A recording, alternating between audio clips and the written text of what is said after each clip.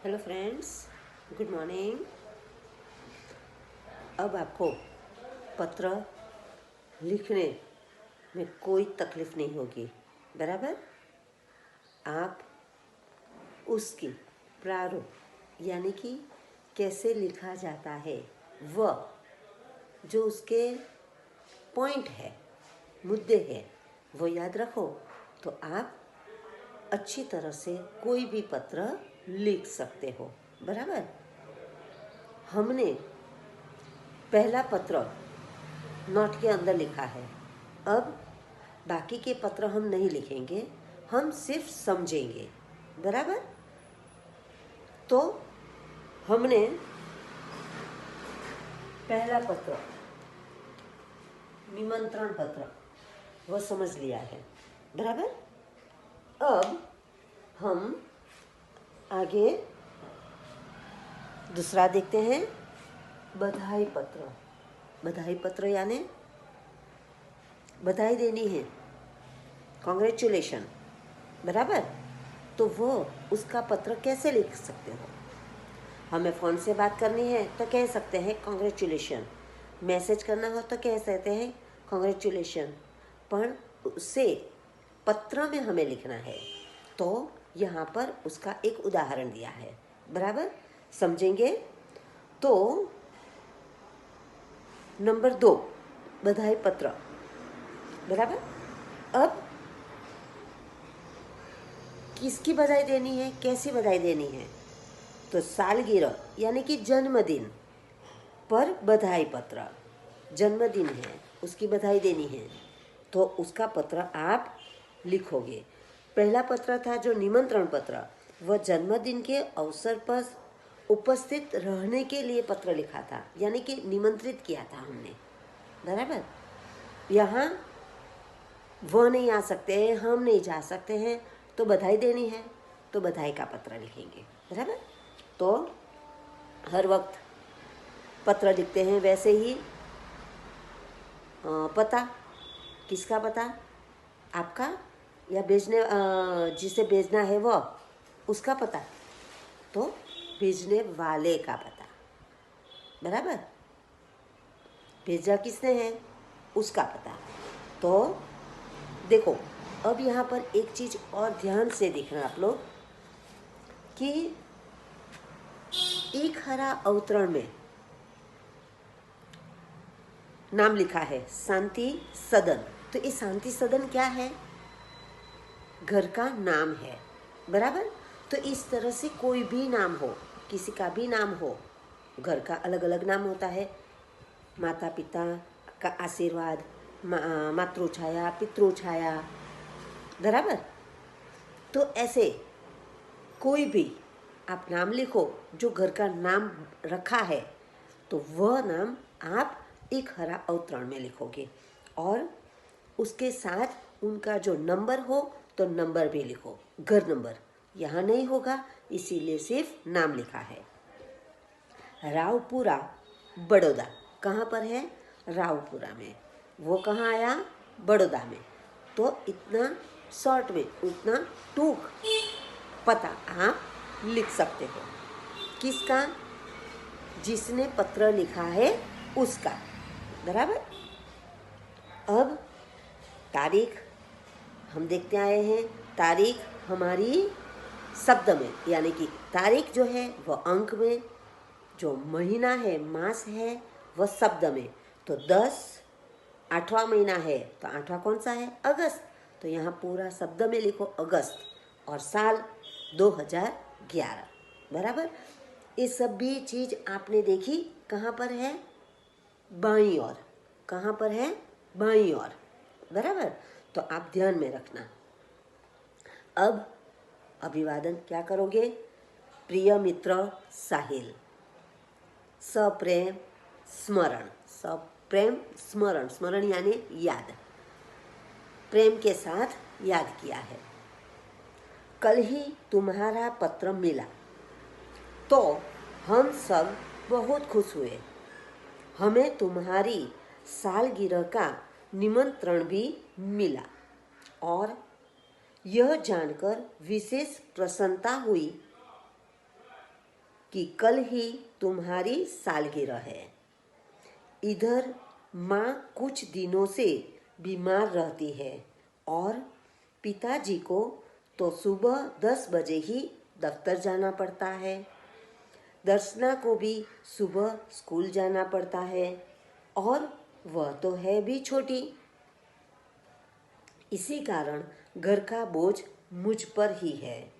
अब तुम ही कहो, यह सारा बोझ किसको सौंपकर तुमसे आ मिलूं? मेरे दिल में तो बहुत होता है कि इस शुभ अवसर पर उड़कर तुम्हारे पास आ जाऊं, परंतु घर की स्थिति का विचार करके विवश हो जाता हूँ और मन करते हुए भी नहीं आ सकता। बराबर। तो यहाँ पर ये पूरा कारण बता दिया। पत्र लिखने का कारण क्या है वो उसके साथ। तुम तो अब 1 साल बड़े हो गए हो। इस अवसर पर मैं तुम्हें बधाई क्यों न दूं? मैं तो चाहता हूँ कि बार बार तुम्हारी सालगिरह आया करे और हमें खुशियाँ मनाने का मौका मिले। इस मंगल अवसर पर उपस्थित न रह सकते हुए भी मेरे दिल में तुम्हारे लिए शुभकामना है। मैं चाहता हूँ कि ईश्वर तुम्हें चिरंजीव रखे और तुम्हारा नया वर्ष शुभदायी हो। समाप्ति कर दिया। बराबर। यहाँ पत्र समाप्त हो गया, इसीलिए उसका फिर संबंध और नाम। तो संबंध क्या है? तुम्हारा मित्र, जो लड़की हो तो तुम्हारी सखी, और फिर उसका नाम लिखो। तो यहाँ नाम है स्नेहल। बराबर, समझ गए आप? तो इस तरह से आप ये पत्र लिखोगे नहीं तो चलेगा, पर ध्यान में रखना परीक्षा में इनमें से भी पूछा जा सकता है, तो आपको फिर लिखना होगा। बराबर। अब नंबर 3, बधाई पत्र भी हमने देख लिया। अब है आश्वासन पत्र। किसी को आश्वासन देना है, बहुत दुख की घड़ी है, तो आश्वासन देने के लिए कैसे शब्दों का प्रयोग करोगे और ये पत्र कैसे लिखते हो, तो यहाँ पर हमें ये उदाहरण दिया हुआ है। अब क्या है देखो, खेल महाकुंभ में असफल, यानी कि हार हो गई, असफल, अच्छा प्रदर्शन नहीं करने पर सखी को आश्वासन पत्र लिखो। बराबर। यहाँ सखी को आश्वासन पत्र लिखना है, तो कैसे लिखोगे? पता, तारीख जो भी है वो कॉमन है, एक समान है। किस तरफ लिखना है वो भी आपको पता है, बाईं तरफ। बराबर। और यह लिखकर फिर आप अपने विषय वस्तु पर जाओ। बराबर। यहाँ पर हमने नंबर 2 के पत्र पर देखा, घर का नाम शांति सदन था। बराबर। यहाँ पर क्या है? मातृछाया घर का नाम है, इसीलिए एक हरे अवतरण में लिखा है। स्टेशन रोड, कालूपुर, अहमदाबाद, इतने टुक में लिखो। तारीख 17 नवंबर 2011। नवंबर यानी 11वां महीना। 11वां महीना नहीं, यानी कि 11 नहीं लिखा है, पर उसका नाम, तो नाम क्या है? नवंबर 2011। इस तरह से आप लिख सकते हैं। अब संबोधन, प्रिय सखी जागृति, आप कोई भी नाम लिख सकते हो। सप्रेम स्मृति, स्मृति यानी याद। यहाँ पर क्या था? सप्रेम स्मरण, स्मरण यानी भी याद। स्मृति यानी भी याद, बराबर। आज तुम्हारे पिताजी से फोन द्वारा पता चला कि तुम खेल महाकुंभ में चक्र फेंक प्रतियोगिता में असफल रही हो। उनकी सखी के पिता ने फोन करके बता दिया कि ये हार गई है, असफल हुई है, बराबर। इस समाचार से मुझे बहुत दुख हुआ कि तुम्हारा इस प्रतियोगिता में प्रदर्शन अच्छा नहीं रहा। देखो, सीधा हमने ये नहीं लिखा है कि तुम असफल हुई है, बराबर। उसके दूसरे संदर्भ में क्या लिखा हमने? प्रतियोगिता में प्रदर्शन अच्छा नहीं रहा, बराबर। कोई भी कारण हो तो इस तरह से अच्छा लगे वैसा आपको लिखने का प्रयत्न करना है। अच्छा नहीं रहा, हमने तुमसे बहुत आशा लगा रखी थी। जो हर वक्त जीत जाते हैं तो उनसे सब लोग आशा रखते हैं। तो यहाँ पर ये सखी भी कहती है कि हमने तुमसे बहुत आशा लगा रखी थी कि तुम जिले में प्रथम आओगी। प्रिय सखी, खेल में हमेशा जीतना ही महत्वपूर्ण नहीं होता। अब जो कुछ होने वाला था हो गया है, इसलिए उसका शौक न करना चाहिए और इस असफलता से निराश भी न होना चाहिए। असफलता भी सफलता का सोपान है, पगथिया है। और एक बार जो हम असफल हो जाते हैं तो दूसरी बार हम सफल कैसे होंगे उसका प्रयत्न करते हैं। पर हर वक्त सफल ही होते जाएंगे तो हम असफलता को पहचानेंगे नहीं और आगे कैसे दूसरी तरह से बढ़ सकते हैं वे पहचानेंगे नहीं, यानी कि जानने की कोशिश नहीं करेंगे, बराबर। तो असफलता भी सफलता का सोपान है। सफलता उन्हीं के चरण चूमती है जो अपने ध्येय प्राप्ति के मार्ग में डटे रहते हैं, यानी कि इसका अभ्यास वारंवार करते रहते हैं, उसके अंदर डटे रहते हैं, तो उन्हें सफलता बहुत अच्छी और जल्दी मिलती है। अब निराश या हतोत्साह यानी उदास, निराश होने से कोई फायदा नहीं है।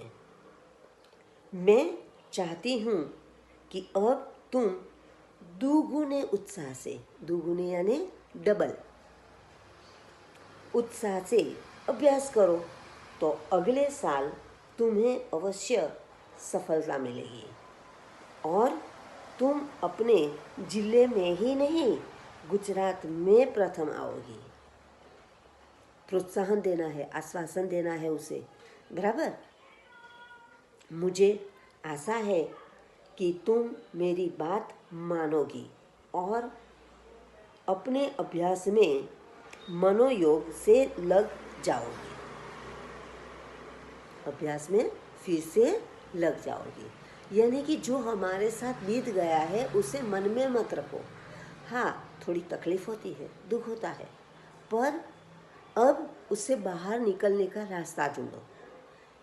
वह रास्ता फिर से वही ना आए इसका प्रयत्न करो, बराबर। तो हमें सफलता अचूक मिलती है। यहाँ पर भी समाप्ति हो गई। अब संबंध क्या है? संबंध तुम्हारी सखी अवनी, बराबर। तो इस तरह से ये हमारा ये पत्र भी आपको इस पत्र में समझ आ गई होगी। तो इस तरह से यहाँ पर महाकुंभ में असफलता हुई है, बोर्ड की परीक्षा में असफलता मिले, किसी कोई दूसरी स्पर्धा हो इसमें असफलता मिले, या कोई भी कारण की असफलता हो, तो इस तरह से आश्वासन पत्र लिख सकते हो। बराबर। यहाँ हमें सालगिरह यानी कि जन्मदिन की बधाई दी, कहीं पर प्रथम नंबर आने से बधाई देनी है, कहीं पर कुछ प्रोग्राम हो और उनमें जो हमारा प्रथम नंबर आए तो अभी हम बधाई देते हैं। बराबर। तो अलग अलग बधाई पत्र इस तरह से आप लिख सकते हो। बराबर। सिर्फ विषय वस्तु बदलनी है आपको, बाकी सब एक ही है। अब यहाँ आश्वासन पत्र भी हमने देखा, तो आश्वासन पत्र के बाद क्या है? अनुमति पत्र। अनुमति यानी मांगनी करनी है, मांगना है। अनुमति है, आपकी हाजिरी है, तो जैसे क्लास में आने से अंदर, क्लास के अंदर आने से पहले हम अनुमति लेते हैं शिक्षक की या फिर मॉनिटर हो तो उसकी, कि मैं आ सकता हूँ, आ सकती हूँ, जो हाँ कहे तब। तो इसी तरह से हमें यहाँ अनुमति पत्र लिखना है, चाहे वो प्रवास के जाने के लिए हो, चाहे प्रवास में जाने के लिए पैसे की ज़रूरत हो और वो मांगना हो, कोई भी चीज़ मांगने के लिए अनुमति चाहिए, तो वह अनुमति पत्र कैसे लिखते हैं वो यहाँ देखना है। बराबर। तो देखो, प्रवास में जाने की अनुमति के लिए पिता को पत्र लिखना है। बराबर। और कहाँ जाना है? प्रवास में जाना है, तो उसके लिए अनुमति चाहिए। हो सकता है आप हॉस्टल में रहते हो सकता है आप किसी के घर रहते हो, जहाँ पर भी हो तो माता पिता की पहली अनुमति चाहिए। स्कूल में हो तो शिक्षक या प्रिंसिपल की अनुमति चाहिए। बराबर। तो अनुमति पत्र कैसे लिखते हैं वो यहाँ लिखें। अब यहाँ आपको स्कूल में से ही आप रहते हो तो वो जीवन भारती छात्रालय, विद्यार्थी है, प्रवास जाना है तो क्या है? जीवन भारती छात्रालय, वहाँ से लिखा जाता है। Station road Dahod. एड्रेस आपका लिखो या अपने मित्र का, पर मित्र का लिखने से ज़्यादा अच्छा है कि आप अपना ही पता लिखो। बराबर। तारीख 29 सितंबर 2011। बराबर। यहाँ पर आप जिस तारीख पर पत्र लिखते हो उसी की तारीख। अब संबोधन क्या लिखोगे? देखो, पिताजी को लिखना है पूज्य पिताजी, सादर प्रणाम। लिखा? सादर प्रणाम। मित्र थी तो सप्रेम स्मृति, सप्रेम संस्मरण। बराबर। तो यहाँ पर पिताजी है तो सादर प्रणाम। आपका पत्र मिला, सबकी कुशलता जानकर बड़ी खुशी हुई। आप मेरी जरा भी चिंता न करें।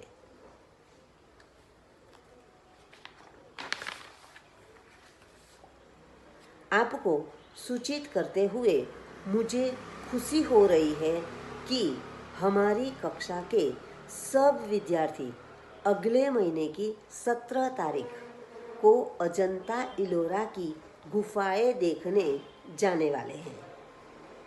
मैं भी उस प्रवास में सम्मिलित होना चाहता हूँ। सम्मिलित यानी मैं भी जाना चाहता हूँ, भाग लेना चाहता हूँ। स्कूल बस की व्यवस्था की गई है, यानी कि स्कूल बस की व्यवस्था की गई है। यह प्रवास 3 दिन का रहेगा और 800 रुपये का खर्च आएगा। इस प्रवास में बहुत से दर्शनीय स्थल देखने को मिलेंगे।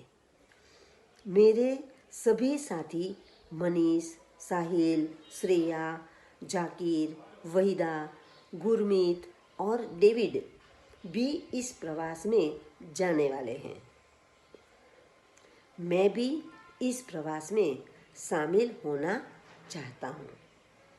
आप पत्र द्वारा इस प्रवास के लिए मुझे अनुमति देने और 800 रुपये मनी ऑर्डर से भेजने की कृपा करें। कृपा यानी विनती, बराबर। तो इस तरह से आप माता पिता को, दादा दादी को किसी अनुमति लेनी है। हो सकता है कि आपके पापा ना कहते हो और दादा से कहना हो, है ना, तो ले सकते हो। मतलब यहाँ अनुमति लेने की बात है। तो इस तरह से ये अनुमति पत्र आप लिखोगे। अब संबंध में क्या लिखोगे? हाँ, अब पत्र की समाप्ति कैसे करोगे? तो पूजनीय माताजी, देखो माताजी, मम्मी नहीं लिखा, मॉम नहीं लिखा, माता नहीं लिखा, माताजी बड़े हैं, गुरुजी, पिताजी, दादाजी, है ना। तो बड़े होते हैं उसे जी लगाकर आज्ञा से बुलाते हैं। तो पूजनीय माताजी है એટલે पूजनीय, जो पिता होते तो पूजनीय, पूजनीय माताजी को सादर प्रणाम। सोनल को प्यार, सोनल छोटी होगी, है ना, इसीलिए घर की ही है तो सोनल को प्यार। अब समाप्ति, आपका आज्ञाकारी पुत्र रमेश, बराबर। तो लिखते समय देखा आपने, आज्ञाकारी कारिणी पुत्री, और फिर आपका नाम। तो यहाँ पर ये पत्र आपने समझ लिया, यानी कि पत्र एवं डायरी के अंदर हमने 4 पत्र समझे हैं। पहले तो निमंत्रण पत्र, किसी को भी निमंत्रण देना हो तो शादी के लिए हो, जन्मदिन के लिए हो, किसी पार्टी के लिए हो, कोई भी निमंत्रण, तो निमंत्रण देने के लिए पत्र कैसे लिखते हैं वह दिखा। दूसरा बधाई पत्र, किसी को बधाई देनी है, कॉन्ग्रेचुलेशन कहना है, शादी हो, एंगेजमेंट हो, कोई भी बधाई हो, सालगिरह हो, कोई भी बधाई, तो आप इस तरह से बधाई पत्र लिखते हैं। तीसरा है आश्वासन पत्र, किसी में असफलता मिलनी, कुछ घर में दुखद प्रसंग होना तो आश्वासन देना, कोई बड़े बुजुर्ग गुजर गए हैं और उसके लिए आश्वासन लिखना है, तो इस तरह से आश्वासन पत्र हम लिख सकते हैं, बराबर। अनुमति पत्र, तो अनुमति यानी कि हमें मांगनी करनी है, मांगना है कुछ, तो वो अनुमति पत्र, तो ये भी हमने देखा। तो आप ये 4 पत्र, 4 में से पहला पत्र ही हमने नोट में लिखा है आपको समझने के लिए, बराबर। बाकी के 3 पत्र हम लिखते नहीं हैं पर आप समझ सकोगे, बराबर। तो आगे हम और पत्र देखेंगे, इनमें से आपको अलग अलग और कोई पत्र मिले या फिर आपके पास कोई हो तो ध्यान से उसे पढ़िए, समझिए और उसे ध्यान में रखने की तैयारी में रहिए। परीक्षा में इनमें से भी पूछा जा सकता है या अभ्यास के अंदर, स्वाध्याय के अंदर जो पत्र दिए हैं वो भी पूछे जा सकते हैं। तो आप हो सके तो अभ्यास और स्वाध्याय के अंदर जो पत्र दिए हैं वो लिखने की कोशिश करोगे, जिससे आपको प्रैक्टिस हो जाएगी और आप अच्छी तरह से पत्र लिख सकोगे। फिर से ध्यान में रखना, पत्र लिखते समय उसकी पूरी विगत हमें बाईं ओर से ही लिखनी है, बराबर। दाईं ओर जो आपकी सही होगी तो भी दाईं ओर की वजह से आपका गलत होगा और मार्क्स कट हो जाएंगे, बराबर। अच्छे अक्षर से, सही मात्रा से जितना भी लिखना बाकी है वो लिख लेना। Thank you.